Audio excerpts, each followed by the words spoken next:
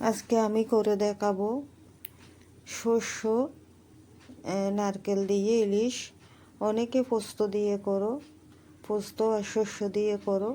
আমি পোস্ত দিইনি, আমি নারকেল দিয়ে করে দেখাচ্ছি। এইভাবে করলে খুবই টেস্টি হয় একটু নারকেল দিলে। যারা পোস্ত দিয়ে করো কিন্তু অবশ্যই একটু নারকেলও দেবে সাথে, খুবই ভালো হয়। কড়াইতে আমি দিলাম একটুখানি তেজপাতা আর একটু গোটা গরম মশলা দিলাম, একটু কালো জিরেও দেব, একটু কালো জিরে দিলাম আমি, যাতে ইলিশ মাছের টেস্টটা খুব ভালো আসে। একটুখানি গরম হয়ে গেছে, এই যে কালো জিরে আর গরম মশলা গরম হয়েছে। এবার আমি দেব নারিকেল আর শস্য কাঁচা লঙ্কা বাটা। এটা আমি আগে বেটে রেখেছি, বেটে রেখে আমি এবার দিলাম কড়াইতে দিয়ে আমি একটু নাড়াচাড়া করব। একটু নাড়াচাড়া করলে সেন্টটা খুব ভালো হয়। একটু নাড়াচাড়া করব।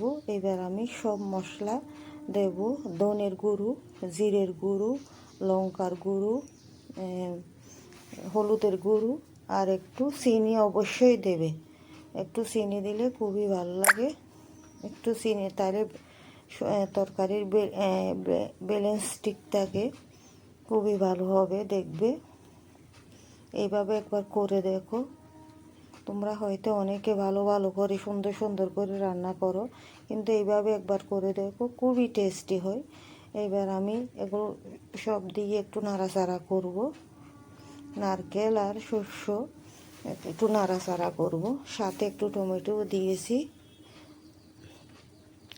নাড়াচাড়া করে আমি একটু এবার গ্রেভির জন্য একটু জল দিতে হবে, কেন না মাছগুলো ফুটবে কিছুক্ষণ, ওই জন্য আমি একটু জল দিয়ে দিচ্ছি। এবার দেখো একটু জল দেব, জল দিয়ে একটুখানি কিছুক্ষণ আমি ফুটতে দেব, যাতে গ্রেভিটা একটু ফুটে উঠুক।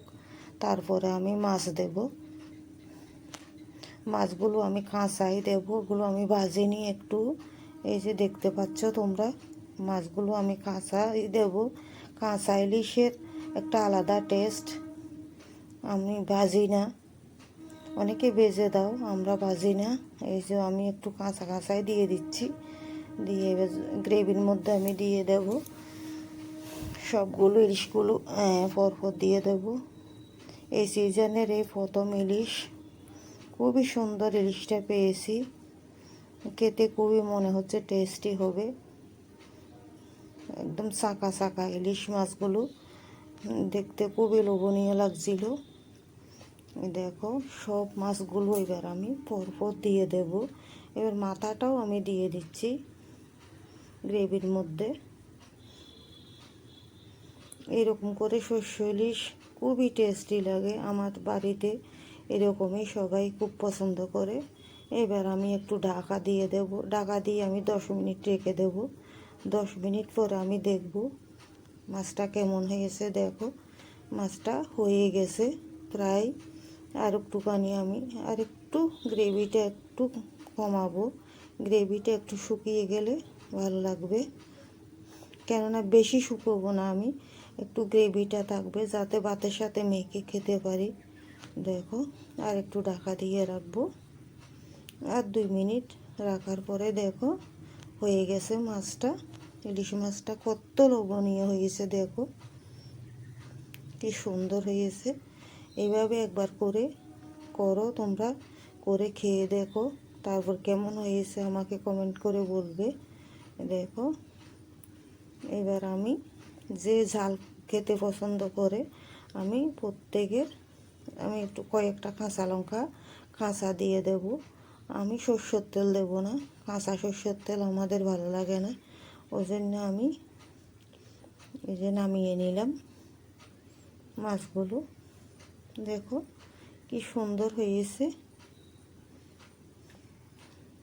দেখলেই খেতে ইচ্ছে করবে।